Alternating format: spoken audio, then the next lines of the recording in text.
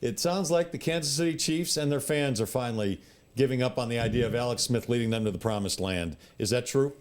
Well, I don't know about that exactly, but to parallel your movements a little bit, or actually to fly in the face of your movements, I was an Alex Smith guy, and I've kind of fallen off of that now. I used to think he's measured, he's cautious, but it's all because it's within a system, and now I guess I'm just at a point where I don't know that I expect him. I don't think you can say that he's good enough for them to get where they want to go.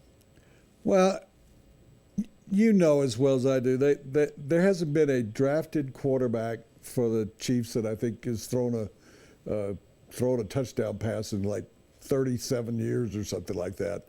That their efforts that whenever they try to draft a quarterback, but in the time and with the probable record this year, in the time there are 4 or 5 quarterbacks that could go in the first round, as high as the first round, in the first 2 rounds. In the time, though, for the Chiefs to go develop somebody?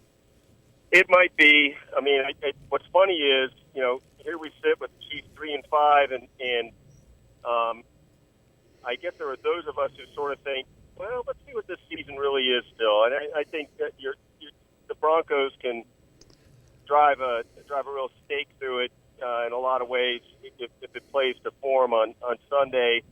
But part of your point is, would have to do with where the Chiefs would draft and things like that, and can they salvage this season? And to me, those questions are still valid, even though it doesn't look very good for the Chiefs right now. You know what's funny, by the way? Quick thought about Alex Smith.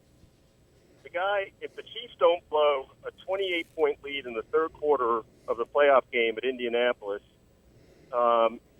he's the guy you'd remember threw for 400 yards about in that game and had his greatest game in the NFL in that situation. But the Chiefs couldn't hold a 28-point lead, and it all looks different because of that.